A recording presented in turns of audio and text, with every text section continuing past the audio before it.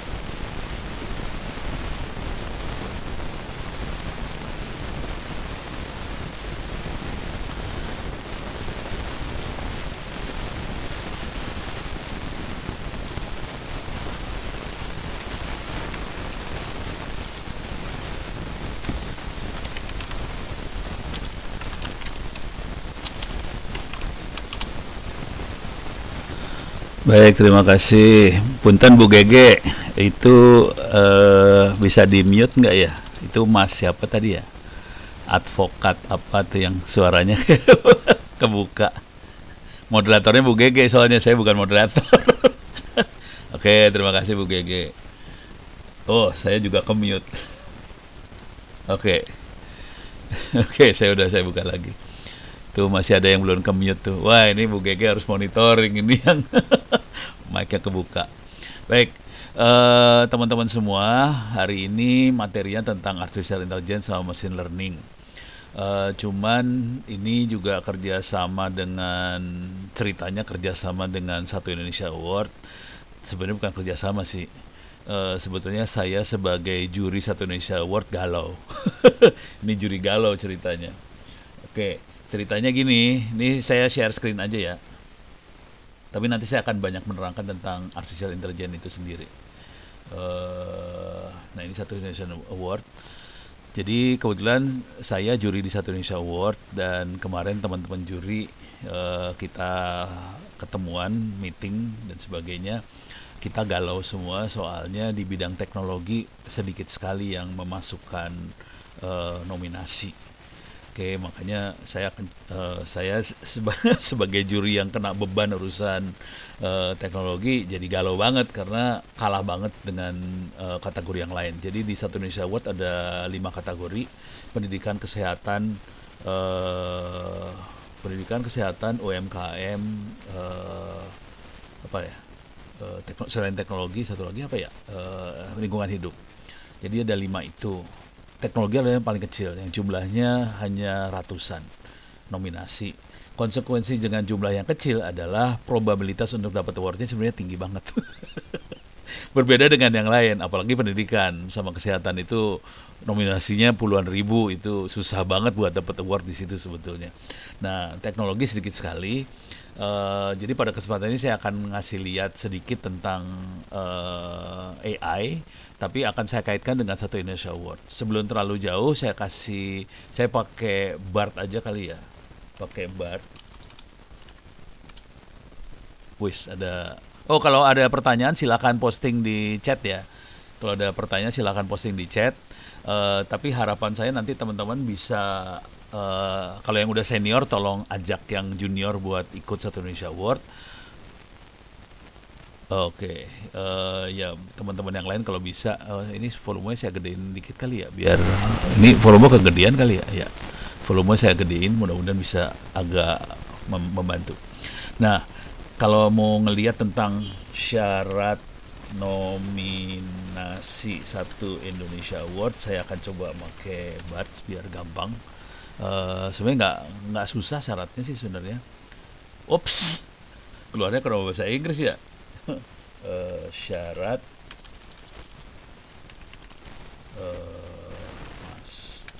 masuk kali ya, masuk Satu Indonesia Award. Itulah, mudah-mudahan bahasa Indonesia jadi.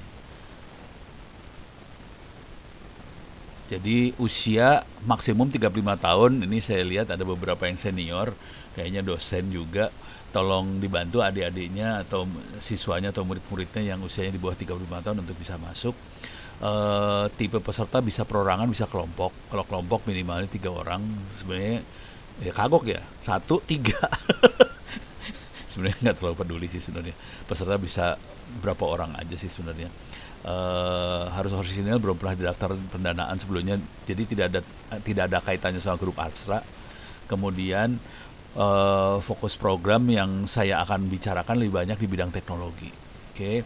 Terus pengennya teman-teman di Astra terutama pengennya terkait dengan inisiatif untuk mempromosikan praktek environment, sosial, sama governance, ESG.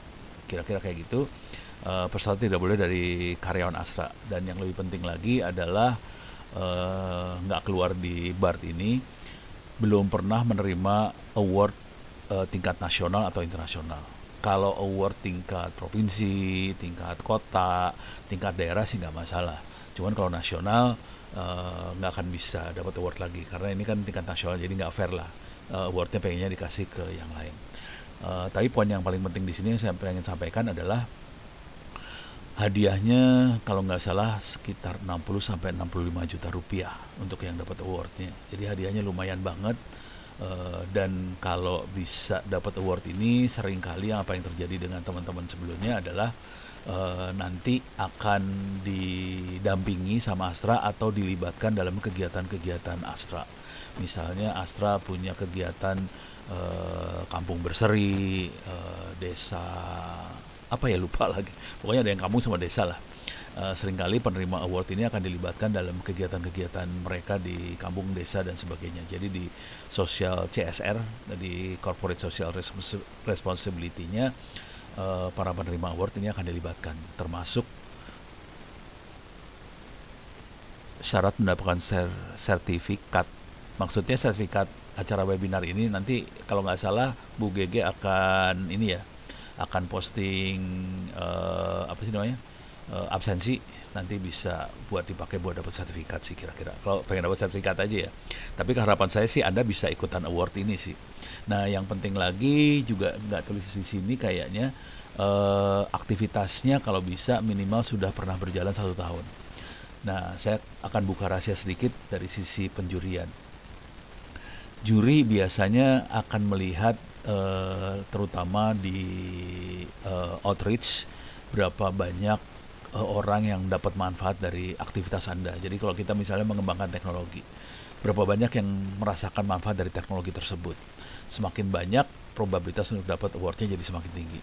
Yang kedua yang penting banget adalah masalah sustainable. Kadang-kadang kalau kita ngoprek teknologi cuman ngoprek aja, bukan untuk supaya bisa langgeng, bisa dipakai untuk jangka waktu lama. Jadi kita akan melihat itu juga sih, apakah teknologinya nanti akan langgeng dipakai waktu lama, kira-kira gitu. Jadi kira-kira ini Satu Indonesia Award-nya. Mudah-mudahan teman-teman semua bisa menominasikan kelompoknya, dirinya juga boleh, teman yang lain juga boleh, kelompok yang lain juga boleh. Jadi tidak harus kita menominasikan kita sendiri, kita juga bisa menominasikan orang lain. Cuman nanti banyak yang harus diisi sih, motivasi, tingkat kesulitannya seperti apa, outcome-nya apa, hasilnya apa, terus juga outreach-nya seperti apa, sudah bermanfaat buat berapa orang, terus juga masalah ininya ya, sustainability-nya. Jadi tulisannya kalau bisa sebanyak mungkin, sedetail mungkin supaya juri-juri gampang buat menilainya, kira-kira itu. Oke, jadi itu kira-kira untuk Satu Indonesia Award. Saya berharap sih bisa dari peserta di sini ada yang bisa masuk ke dalam Satu Indonesia Award supaya bisa dapat lumayan sih 60-65 juta, dan syukur-syukur nanti akan dilibatkan untuk program-program pendampingan dari Astra. Jadi oke banget sih sebenarnya. Nah kalau bisa terlibat di situ, jadi kayak kalau suka ngoprek atau perlu kegiatan terutama di kampus dan sebagainya, jadi enak. Jadi ada pendanaan dari luar, jadi enak sekali buat bergerak gitu ya. Nah oke, saya akan ngasih lihat di Satu Indonesia Award ini khususnya bidang teknologi. Oke, ini saya turunin ke bawah. Bu Gege punten, Tolong di mute yang ininya. Ini kayaknya ada yang lupa nge-mute mikrofon. Nah, ini juri-jurinya. Uts, kok balik lagi.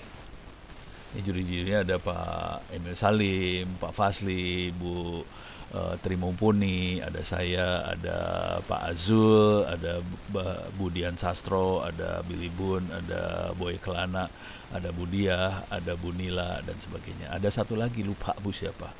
Nah, ini tiap tahun bisa dilihat tiap tahunnya kayak gimana, siapa aja yang menang tiap tahunnya, oke, dan bisa dilihat latar belakangnya.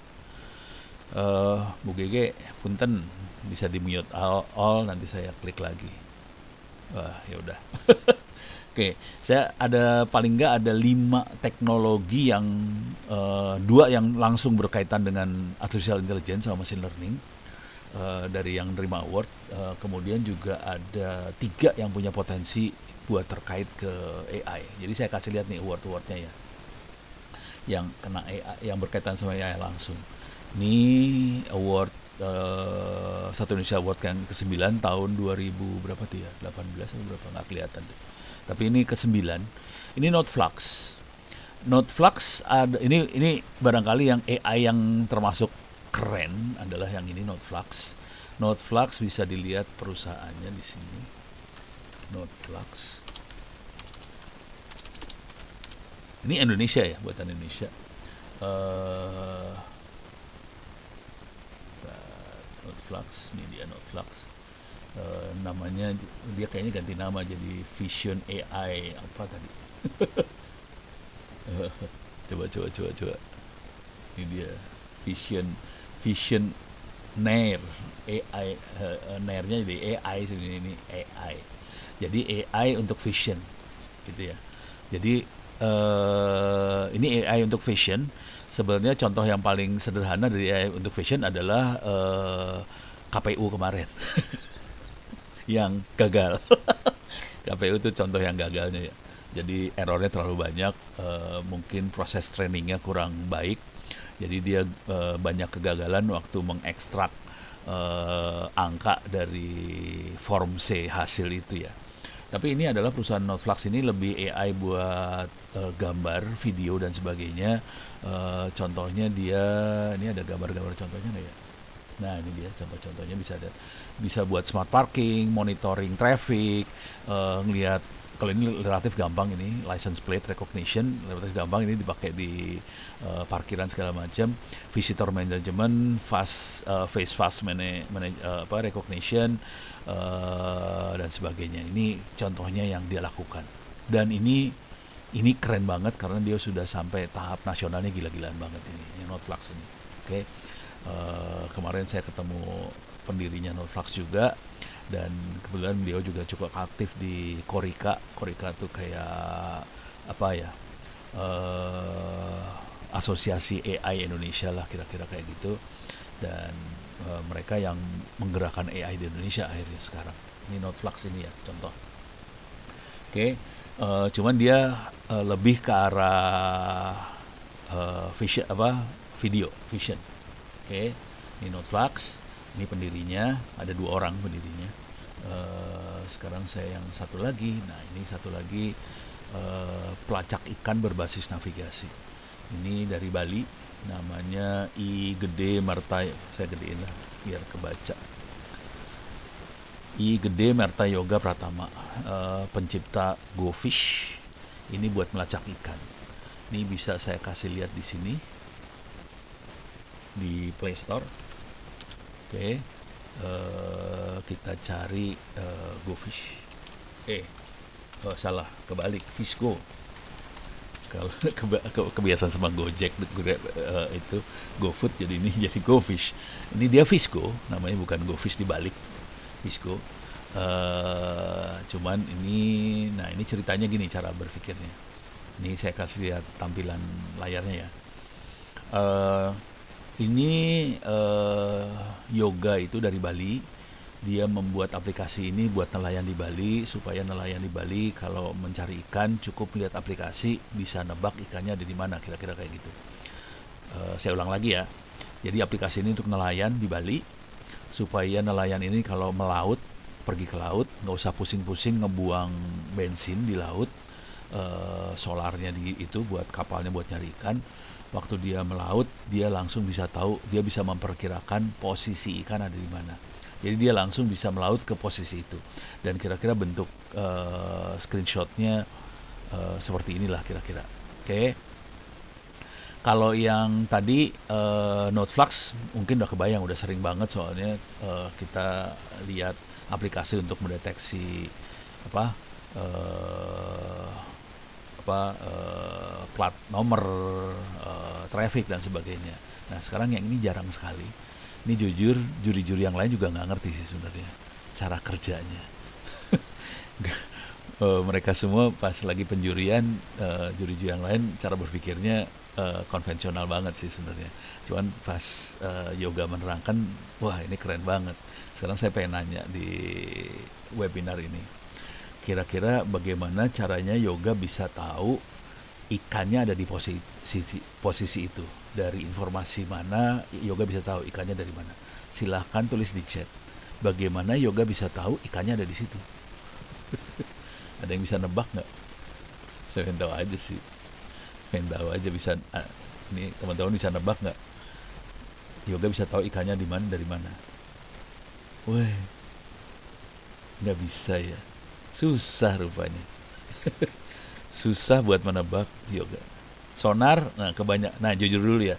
Sebagian besar juri akan berpikir dengan sonar. Ternyata. Jadi yoga tidak pakai sonar. Buat nebak ikannya di situ dia tidak pakai sonar, tapi satelit. Nah, satelit lebih benar satelit. Cuman satelitnya satelit khusus, gitu ya. Jadi satelit yang dipakai yoga dari sinyal satelit bukan sinyal. Yang betul adalah ini dari mobile, nggak ada namanya, cuma mobile aja. Data cuaca dan suhu dari satelit, yang benar yang itu. Suhu dan saya bukan cuaca sih. Suhu sama arus laut sih sebenarnya lebih tepatnya ya, dari satelit. Jadi ada satelit di angkasa kita yang memonitor suhu dan arus, data dari satelit NOAA. Nah, ini paling bener ini. dari Mas Hamid ini bener banget, dari satelit NOAA. Nah, buat teman-teman yang lain yang nggak tahu, saya akan lihat ya. Saya lihat dulu satelit NOAA. NOAA adalah BMKG-nya Amerika Serikat. NOAA sendiri itu National Oceanic sama Atmospheric Administration, ini punya Amerika Serikat. Mereka ngeluncurin satelit, ini satelit buat BMKG. Oke. Jadi mereka ngeluncurin satelit buat BMKG, ada di atas. Kemudian dari satelit itu dia mencatat berbagai hal, termasuk kondisi cuaca, nah termasuk sea temperature map. Kita bisa dapetin suhu laut dari satelit itu, dan dia juga dapetin ini sea current map. Oke. Arus laut bisa dapat juga dari NOAA. Jadi dari informasi-informasi itu, dan kebetulan informasi ini bisa diambil gratis dari NOAA. Dengan cara itu, yoga kemudian bikin mesin learning untuk membantu nelayan di Bali. Jadi ini luar biasa banget, dan jujur kayaknya sampai hari ini beberapa juri masih nggak ngerti apa yang saya yoga kerjain atau omongin itu. Mereka juri yang lain masih pada nggak ngerti bahwa yoga itu tidak pakai sensor seperti sonar buat melihat ikan atau radar ikan atau apalah, tapi pakai ilmu yang seperti ini yang dipakai sama yoga. Ini keren banget sih sebenarnya. Beres ya.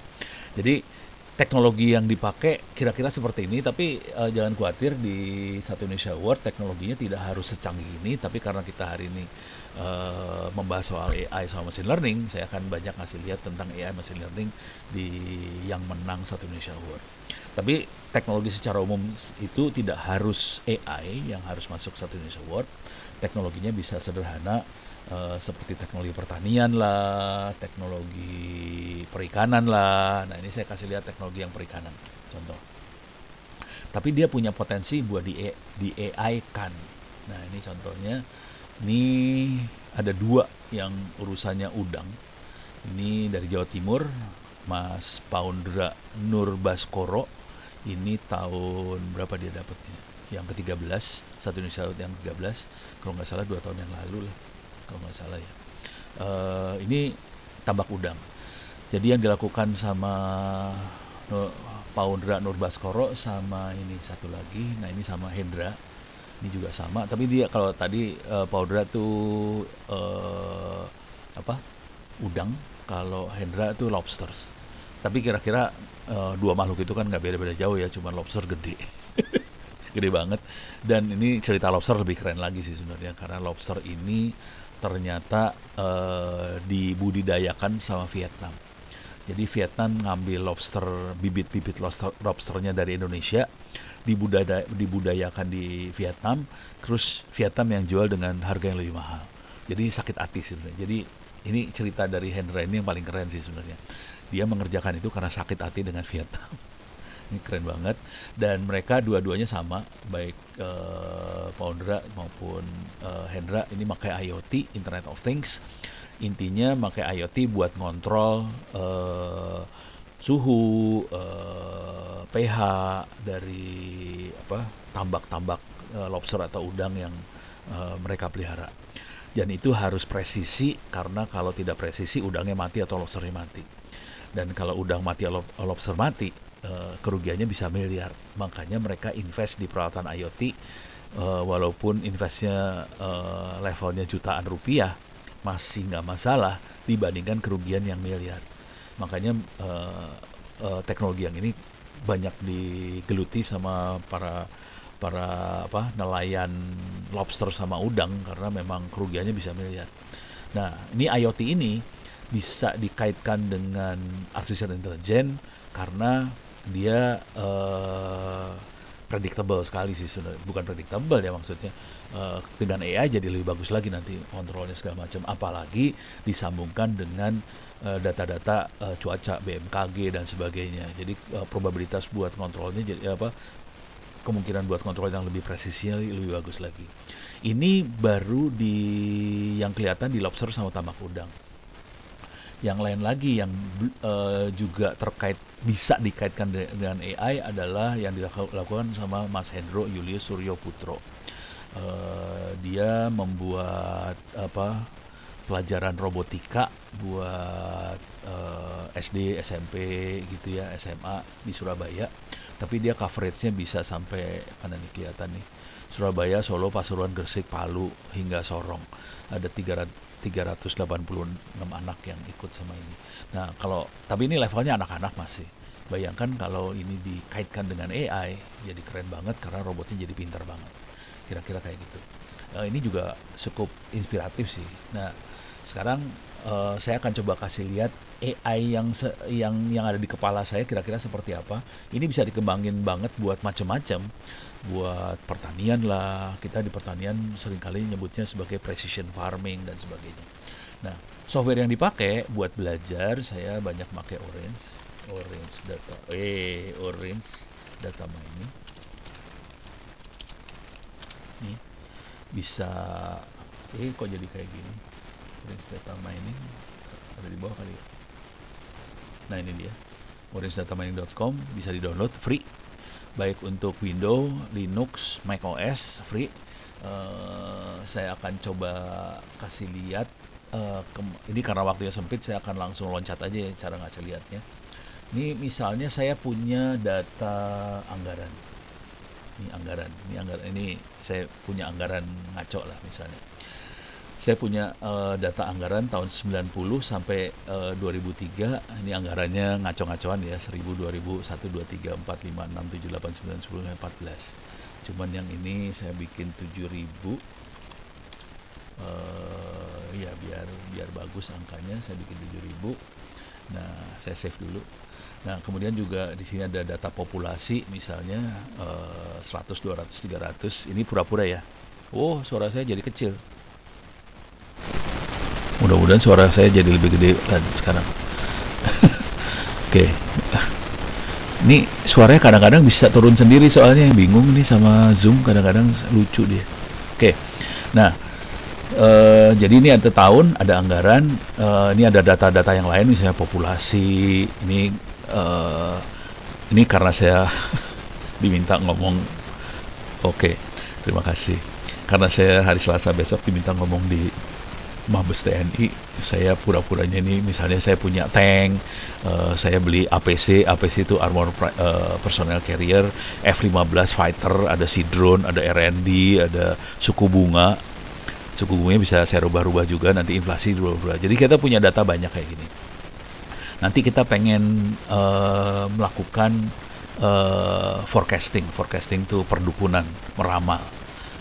Jadi saya akan meramal di anggaran yang ini nih. Oke. 2002, 2003, 2004. Nah, ini saya pengen ngeramal di sini. Saya bisa aja ngeramalnya, bisa ngeramal kayak gini ya. Saya masukin perkiraan saya. Ini ada Rp20.000, dan ini 21.000, bisa aja, sah-sah aja sih. 22.000 dan seterusnya ya. Oke.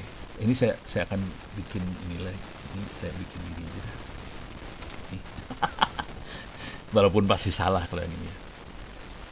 Ini saya bikin ini 24, ini 25, ini misalnya 35.000 gitu ya. Ini saya bikin data ngaco aja lah. Oke. Ini saya punya data seperti ini misalnya. Ini yang saya pengen tebak.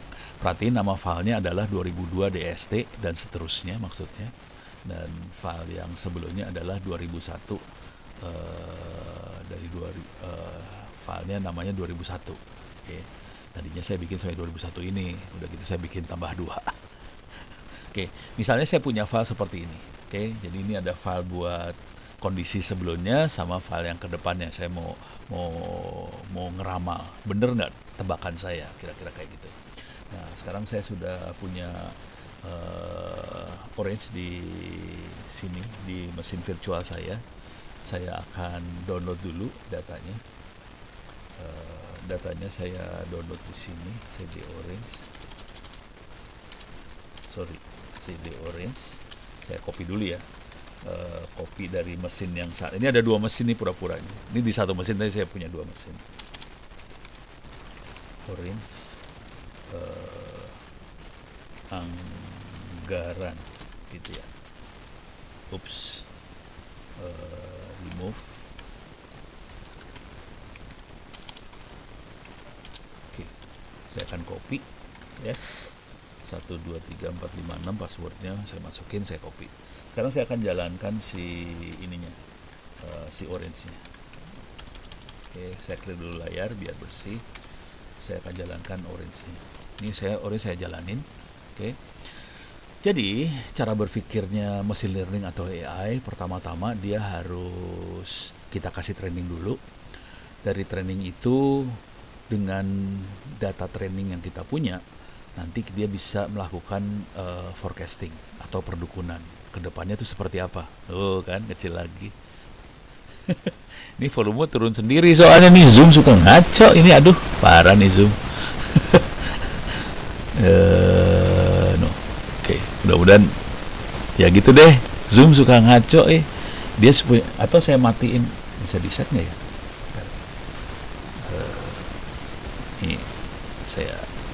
Ini saya harus nyari set. Udahlah, saya manual aja naik turunin suara ya. Mudah-mudahan kalau suaranya kekecilan tolong teriak aja. Ini saya gedein lagi. Oke. Nah, sekarang saya akan training si Orange. Caranya saya pakai data ini. Ini file ini masih belum stabil suaranya ya. Walah.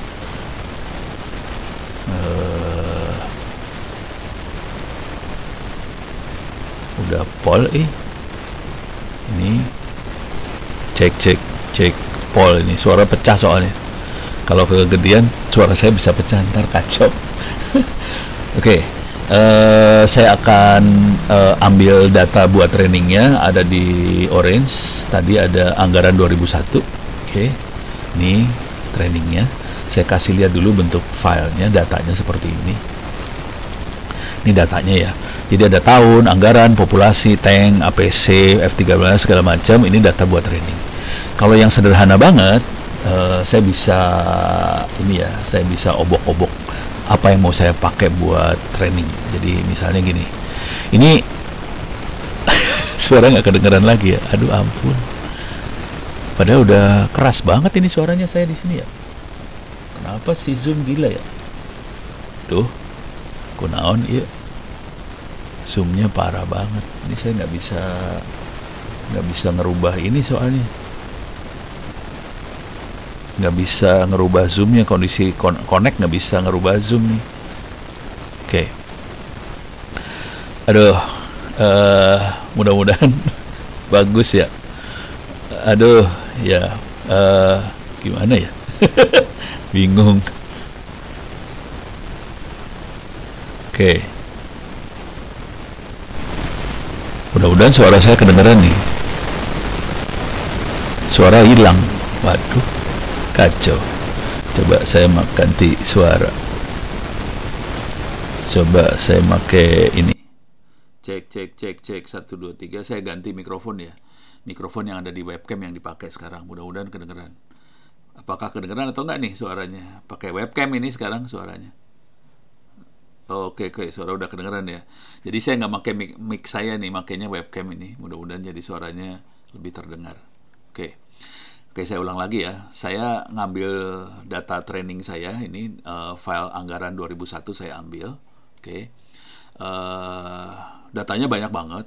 Untuk pertama kali percobaan saya bisa bikin, saya hanya pakai misalnya target yang mau saya tebak adalah anggarannya. Oke. Cuman yang ini, yang lainnya nggak akan saya pakai dulu nih, yang lain. Nih, yang lain tidak akan saya pakai, saya ignore. Jadi populasi, tank, APC, segala macam saya ignore. Jadi saya cuma punya 2, tahun sama anggaran doang. Nah, kalau kita lihat datanya, gampang nebaknya sih. Kebetulan anggarannya sederhana banget ini. Jadi kan, ini kan anggarannya 1, 2, 3, 4, 5, 6, 7, 8, 9, 10. Wah, ini salah nih. 11 harusnya. Oke, 11, 12, 13, 14. Jadi gampang sebenarnya. Yang lainnya tinggal 15, 16, dan seterusnya ya. Oke, ini saya save dulu ya. Oke, ini saya save. Oke, kepaksa saya upload lagi ini. Kalau udah kayak gini harus diupload lagi, soalnya nggak bisa kalau nggak diupload. Oke, saya harus upload lagi.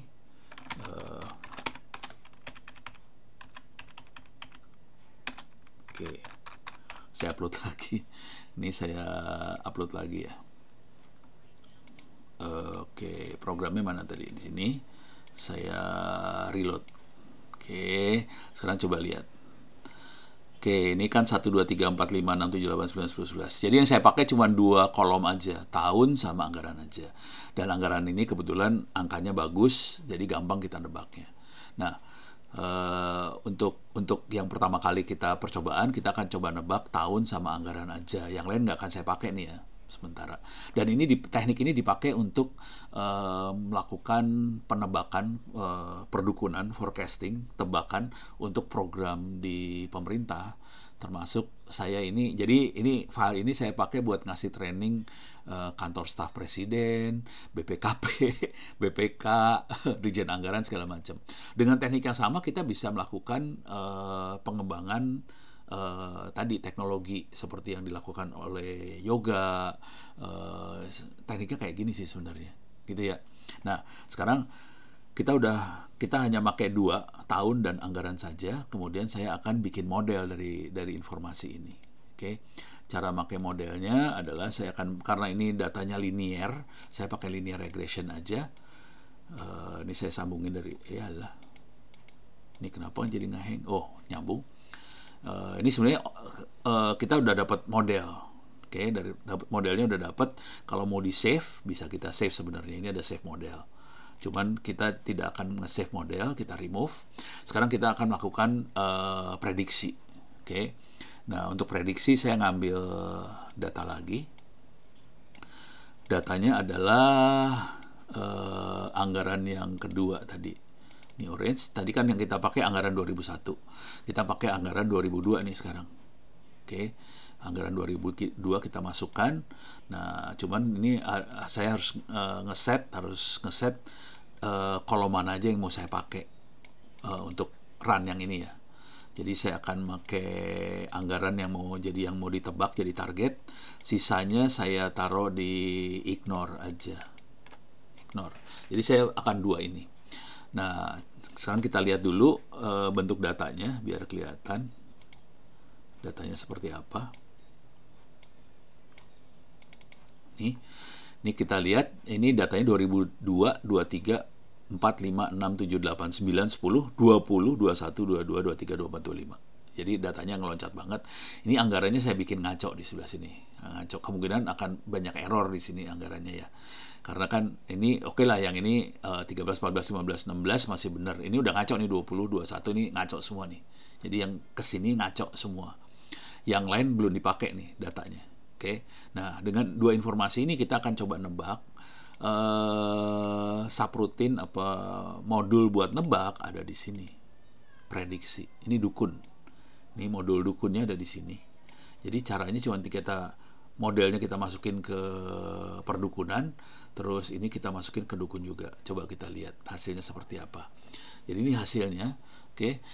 Kelihatan di tahun 2002 anggaran di data anggaran yang saya bikin di anggaran 2002 dan seterusnya ini 13.000.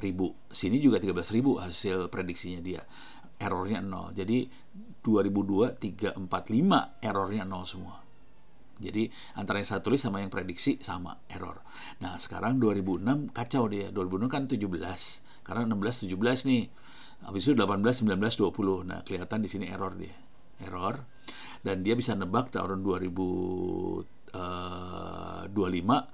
menurut prediksinya dia 36.000, sementara yang saya tulis 35.000. Jadi ada error 1.000 di sini. Jadi kita bisa lihat errornya di sini ya. Oke. Jadi ini yang dipakai sama menteri, sama dirjen, sama dirjen anggaran buat menebak anggaran. Cuman saya bisa bikin lebih rumit. Nah, sekarang saya akan bikin lebih rumit dikit. Ini tadi yang kita pakai hanya tahun dan informasi anggaran aja. Bagaimana kalau kita bikin rumit, populasi kita masukkan. Bagaimana kalau suku bunga kita masukkan, inflasi kita masukkan ke dalam perhitungan ini. Oke. Konsekuensinya di sini juga saya masukin nih, populasi saya masukin, suku bunga masukin, inflasi saya masukin. Oke. Jadi berubah perhitungannya sekarang. Nah, modelnya dia rubah sih sebenarnya. Dia akan berubah model. Sekarang kita lihat hasil prediksinya kalau parameter yang lain kita masukkan. Nah, ini berubah dia di sini. Kita bisa lihat berubahnya dahsyat di sini. Berubah ya. Beda banget sama yang tadi. Yang tadi 36.000, sekarang dia cuma 20.000. Karena ada inflasi, ada suku bunga. Jadi ada suku bunga, ada inflasi. Dan ini suku bunga dan sebagainya ini kan tebakan. Kita bisa nebak juga nanti suku bunganya nanti kira-kira berapa sih gitu, bisa lihat. Jadi ini saling berhubungan satu sama lain sebenarnya, antara populasi, suku bunga, inflasi saling berhubungan. Coba kita tebaknya, kita bikin kacau lagi tambahan, kita bikin kacau lagi. Ini semua kita masukin nih. Ini besok hari Selasa saya buat TNI. Ini tanknya mau dibeli berapa, nih saya masukin lagi semua. Jadi kita bisa masukin kayak ginian sih sebenarnya. Oke. Ini efeknya kayak gimana? Berubah lagi di sininya. Oke. Cuman berubahnya nggak banyak nih. Tank segala macam nggak ngerubah banyak nih ceritanya. Oke. Bisa nggak kita balik? Kita bisa balik nih sebenarnya. Ini kan yang kita tebak anggaran. Anggaran kita jadiin ke sini nih. Anggaran ke sini. Kita mau nebak dengan kondisi anggaran sekian, kita bisa beli tank berapa nih sekarang? Kita beli tanknya berapa? Gitu ya. Nah, di sini juga saya harus rubah. Kalau ini kelihatan tanda seru, soalnya jadi kacau ininya. Nah, sekarang saya akan ngerubah tanknya yang mau saya tebak. Oke, supaya seru saya reload dulu. Ini saya reload lagi nih, reload. Oke. Ini prediksinya tanknya. Cuman ini dia bego nih dia. Kita cuma bisa beli 1,3 tank, 1,3 tank, 1,2 tank. Padahal tank nggak bisa 1, 2, 3 ya. Paling nggak ini maksudnya mau hampir 2 tank tapi gagal, 1,3 tank. Di sini 1 tank, ini 0,9 tank, ini 1 tank. Jadi bisa naik turun kayak gini. Jadi kita dengan anggaran yang ada kita bisa cuma beli sekian tank gitu ya. Kalau mau yang lain bisa dirubah juga, tapi yang bisa kita predik cuma satu ya. Jadi targetnya cuma satu, kita nggak bisa punya target banyak. Misalnya dana untuk riset dan development berapa, kita bisa masukin ke sini. Bisa 2 ya. Most widget doesn't support multiple target. Jadi nggak bisa targetnya banyak, biasanya cuma 1 sih. Tapi bisa dieksperimen sih.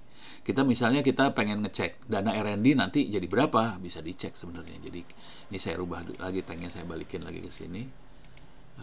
Sekarang R&D yang mau saya prediksi berapa. Jadi bisa dibalik-balik sih sebenarnya. Nah, ini bisa kita lihat. Ini dana R&D-nya. Di sini saya perkirakannya 20 semua data R&D. Ternyata menurut perhitungannya bisa naik ke 69 dana R&D-nya. Gitu ya. Jadi kira-kira begini cara berpikirnya. Nah, ini yang pertama. Jadi yang pertama cara berpikirnya, kita punya data tabel seperti ini. Kemudian kita bisa salah satu kolom dipakai buat yang mau kita tebak. Yang lain, ada pertanyaan, aplikasi yang digunakan apa ya Pak Ono? Oke, aplikasinya saya ulang lagi. Aplikasi yang saya pakai namanya Orange Data Mining. Oke, cari aja di Google Orange Data Mining, klik download. Nanti di sini ada buat Windows, ada buat Mac OS, ada buat Linux. Jadi ini free, nggak usah bayar, dan lumayan bagus banget. Cuman Orange Data Mining ini yang bikinnya adalah dokter. Jadi ini yang bikinnya rata-rata dokter, orang biomedical. Jadi biologi yang bikin orang-orang bioinformatics lah, informatika biologi. Jadi bukan orang informatika banget yang bikin sebetulnya. Karena kebetulan kedokteran banyak sekali pakai statistik. Mereka akhirnya stres, akhirnya bikin aplikasi sendiri gitu, dan dilepas free, gratis. Gitu. Ini Orange kira-kira kayak gitu. Nah, sekarang saya akan ngasih, ini beres ya. Kalau ada pertanyaan silakan ketik di chat. Dan ini kemarin kebanyakan kampus-kampus makainya apa sih namanya aplikasinya, lupa saya jadinya, Rapid Miner ya. Kebanyakan kampus makainya Rapid Miner. Ya sah-sah aja sih pakai Rapid Miner, cuman ada masalah besar di Rapid Miner. Ada Knimex ya apa itu. Jadi kampus ada yang suka pakai yang itu, cuman rasanya yang Rapid Miner itu bukan free banget gitu, ada lisensinya. Kebetulan buat kampus bisa free kayaknya. Cuman kalau nanti kena lisensi jadi masalah gitu. Jadi teman-teman pada bilang kayaknya Orange sama Rapid Miner mirip lah cara berpikirnya. Cuman Orange free. Kalau Rapid Miner ada lisensinya nantinya gitu, ada masalah lisensi antara Rapid Miner. Cuman kemarin ada yang bilang Orange nggak jelek-jelek amat juga dibandingin Rapid Miner gitu katanya yang pakai. Oke, sekarang saya akan masuk ke yang dunia lain lagi karena waktunya saya punya 15 menitan lagi kira-kira. Ini yang sedang berkembang, Odessa, saya nggak tahu Odessa free apa kagak, saya nggak tahu juga ya. Bisa dilihat-lihat.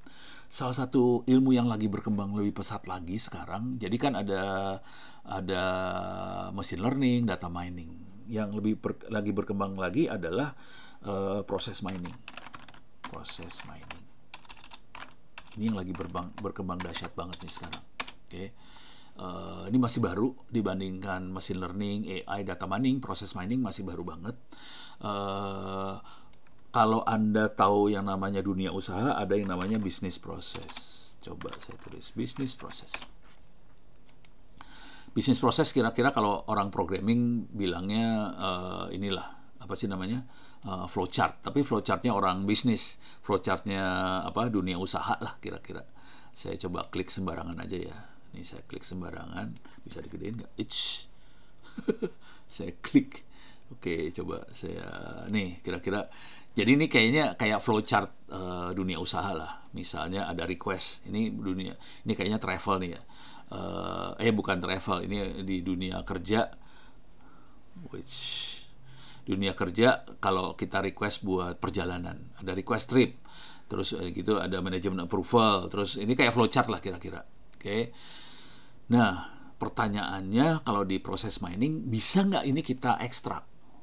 Nah, sebenarnya bisa diekstrak kalau proses ini dikasih ID, dikasih, jadi tiap kali ada request dikasih ID, dikasih tanggal dan jam, terus proses apa yang dilewatin. Ini kan proses request trip, management approval, review request, prepare expense report, receive check report. Ini kan semua tahapan yang harus dilalui ya. Sampai yang terakhir adalah board approval, make payment, notify payment, final, selesai. Ini prosesnya. Nah, biasanya di dunia di kantor-kantor, termasuk di pemerintahan, mereka pengen banget tahu macetnya di mana sih, proses-proses ini macetnya di mana, mana yang bikin gara-gara kemacetan. Dan ini yang akhirnya mendorong yang namanya transformasi birokrasi, kira-kira kayak gitu. Karena pemerintah juga nggak pengen supaya pemerintah nyusahin rakyat. Jadi mereka mau monitoring macetnya di mana, dan nanti ini yang akan bisnis prosesnya akan dirubah supaya lebih cepat dalam melayani rakyat. Nah, untuk bisa seperti itu, si pemerintah harus memonitoring langkah-langkah yang terjadi. Jadi misalnya contoh sederhana gini, kalau ada orang melakukan permohonan izin, nanti kan masukin dokumen, terus evaluasi dokumen, sampai ujungnya keluar izinnya. Macetnya di mana? Siapa yang bikin macet? Gitu. Manajer mana yang bikin macet? Nanti harus diproses tuh manajernya. Apakah kenapa dia jadi lambat kerjanya? Apakah terlalu banyak pekerjaannya? Nah, itu harus dievaluasi semua. Nah, ini jadi seru banget. Nah, untuk bisa seperti ini kita perlu melakukan proses mining. Nah, untuk proses mining saya pakainya PM4P sekarang. PM4P ini dari Jerman, Fraunhofer yang bikinnya, dan cara nginstallnya nggak susah. Tapi ini command line ya. Nah, satu lagi yang open source juga, tapi berbentuk grafik adalah ProM Process Mining. Cuman ini saya lagi berjuang, installnya setengah mati, nggak berhasil.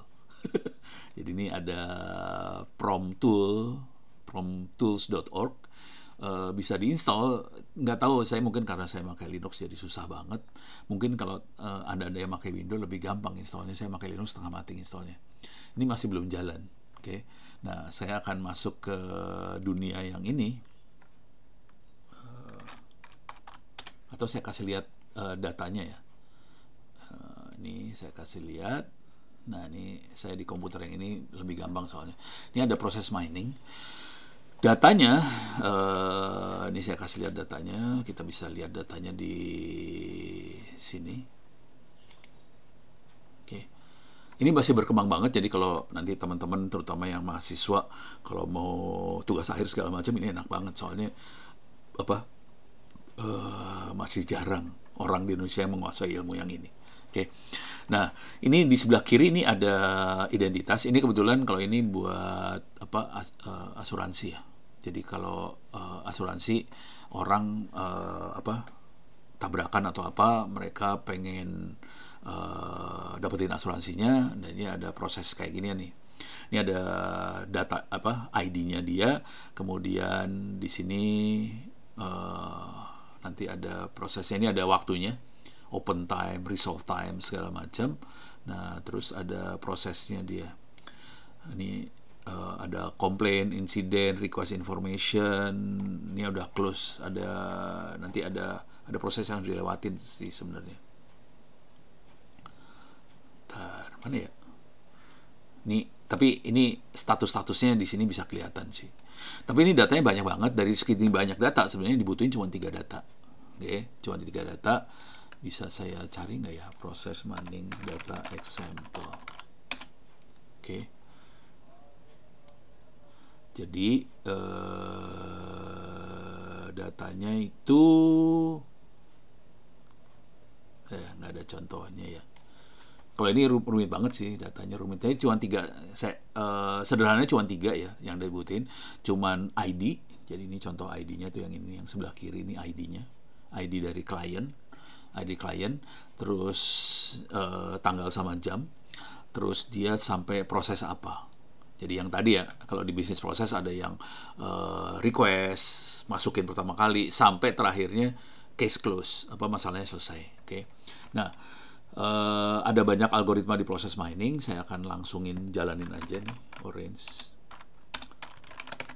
data, proses mining. Oke. Nah, ini datanya ada 2 jenis data, ada yang bentuknya XML, yang SAS ini XML, ada yang bentuknya CSV. Oke. Si program proses mining rata-rata dia nerima XML. Saya kasih lihat aja filenya, saya gedein ya. Oke, more, misalnya BPI C 2021 W ses. Nah, bentuknya kalau yang XML kayak gini nih. Kalau yang XML ya. Jadi program proses miningnya sendiri dia akan baca XML. Jadi dia butuh ID. Oke, ini ID nih. Ini ID-nya. Kemudian dia butuh prosesnya apa. Terus timestamp, tanggal jamnya berapa di proses itu. Jadi dia bisa lihat ininya ya. Jadi ini ID, ada prosesnya apa ini complete. Ini ada start, ini ada yang complete, terus timestamp. Itu kalau yang berbentuk data XML, formatnya SAS. Ini udah sudah distandarisasi sama IEEE. Jadi ini standar sih sebenarnya. Terus kalau kita lihat yang CSV, yang tadi kita lihat pakai file Excel, bentuknya kayak gini nih, kira-kira yang CSV ya. Oke, ini CSV bentuknya kayak gini. Jadi ada business travel ID, ada start, activity. Yang lainnya bisa di-ignore sih sebenarnya, tapi ada start sama end time. Dari start time sama end time ini sebetulnya saya lagi belajar yang ini sebenarnya. Ini jujur dulu, saya lagi belajar. Kita harusnya bisa ngelihat ininya bottleneck-nya. Jadi saya belum sampai bottleneck, saya baru sampai bisa ngelihat prosesnya. Oke. Saya kalau clear layar, cara jalaninya saya kasih lihat contoh programnya ya. Misalnya heuristic, ini heuristic algoritma. Nah, programnya cuma segede gini aja sih sebenarnya. Oke. Jadi cuman dia baca file XML-nya, kemudian masukin algoritma untuk ekstrak proses miningnya, dan dia keluarin map ini, dan kita bisa tampilkan mapnya. Ini kalau ini gambar, yang terakhir ini gambar mapnya. Kita akan coba jalankan pakai Python 3 PM mana tadi namanya, heuristic ya, .python. Oke, saya akan jalankan. Jadi perintahnya cuma gini. Programnya cuma segini sih, berapa? 5 line. Jadi programnya blow on banget, 5 line. Tapi nanti kalau saya butuh tektokan sama orang nih, jujur, saya lagi pengen belajar bottleneck, gimana caranya ngekstrak bottleneck dari data. Jadi kalau teman-teman ada yang ngutak-atik ngoprek, kalau ada yang berhasil, tolong kasih tahu saya. Kalau ini baru ngeluarin ininya doang, gambarnya aja baru keluar. Oke, ini kita bisa lihat nih, saya jalanin, dia akan ngeload semua datanya. Ini datanya nggak terlalu besar, tapi udah lumayan kerasa waktu buat ngeloadnya, lumayan, cuma 13.000 data di situ.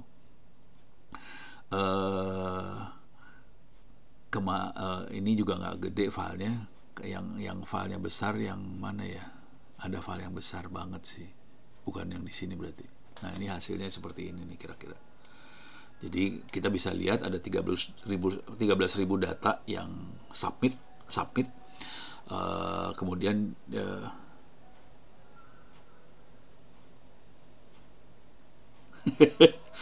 set of file CTF dari 0 pakai Debian atau Ubuntu sampai bisa digunakan kompetisi. Itu ada di video sih.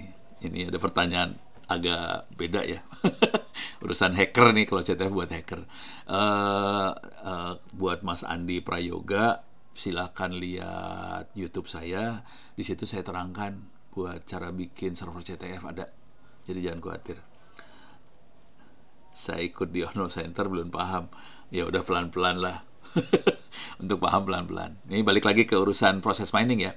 Jadi kita bisa lihat ada 13.000 data, dan ini prosesnya di cek recheck, jadi ini kelihatan 2 kali, di submitnya 2 kali, terus ada sebagian itu masuk di pre-accept, sebagian itu masuk ke decline. Jadi ada 7.000 yang masuk pre-accept, sekian langsung decline.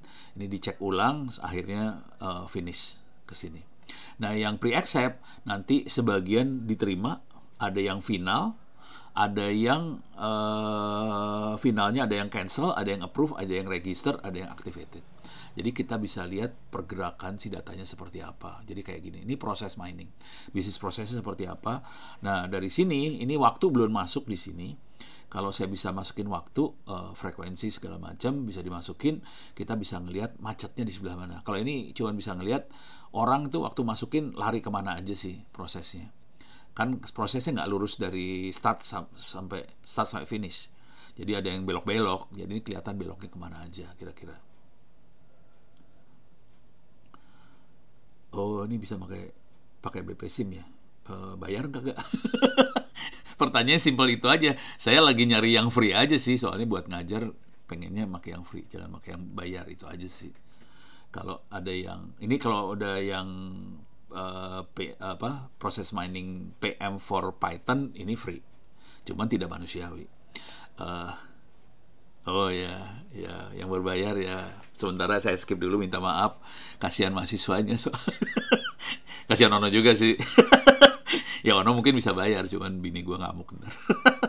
Ya makanya saya berusaha pakai yang free. Yang tadi yang Pro M itu free juga, dan dia grafik GUI, cuman saya masih belum berhasil menjalankan. Jadi kira-kira inilah yang lagi dimain-mainin dua makhluk besar ini. Jadi saya berharap banget, mudah-mudahan teman-teman ada yang punya produk dan sudah berjalan Bizaki modern. Oh ya udah kalau emang di Windows ya kepaksa barangkali saya pakai Windows kali ya. Cuman mikir dulu kalau yang itu. Tapi thank you, terima kasih informasinya, Bizaki Modeler. Mudah-mudahan nanti bisa, kalau sempat saya coba-coba juga ngoprek. Cuman intinya dari pertemuan ini yang saya harapkan, kalau ada teman-teman yang punya produk teknologi, tolong bisa dimasukkan ke Satu Indonesia Award. Tapi ya umurnya di bawah 35 tahun ya. Mudah-mudahan kasih tahu adiknya atau temennya yang masih muda supaya bisa masuk. Syukur-syukur teknologi tadi sudah pernah dioperasikan selama setahun. Nah, ini kita akan menilai dari jumlah yang makainya sih sebenarnya. Kalau yang makainya banyak, nah mulai seru tuh ceritanya.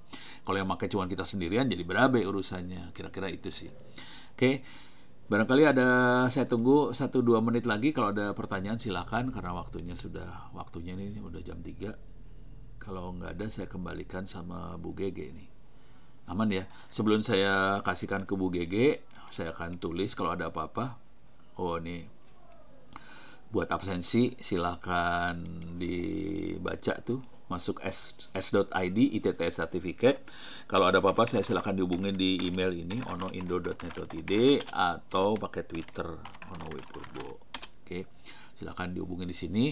Dan saya sangat berharap sekali Anda yang ahli teknologi bisa memasukkan nominasi, karena kita cuma ada 500-an nominasi yang teknologi, sementara yang lain ribuan nominasinya di Satu Indonesia Award. Jadi ini tujuannya buat menarik supaya banyak yang ikut Satu Indonesia Award. Oke, terima kasih banyak atas partisipasinya. Ini saya rekam, nanti rekamannya akan saya upload ke YouTube. Mudah-mudahan kalau ada yang bingung apa segala macam, silahkan lihat di YouTube. Mudah-mudahan saya bermanfaat. Oke, saya tutup. Emailnya masih yang lama pakai. Iya, emailnya bukan tahun 2000 aja, itu email dari tahun 1993. Jadi emailnya udah berapa tahun itu? Udah hampir 30 tahun ya. Wih, lama juga ya. Udah tua tuh email. Oke. Terima kasih banyak. Mudah-mudahan sudah bermanfaat. Billahi taufiq wal hidayah. Assalamualaikum warahmatullahi wabarakatuh. Saya kembalikan pada Bu Gege. Silakan Bu Gege.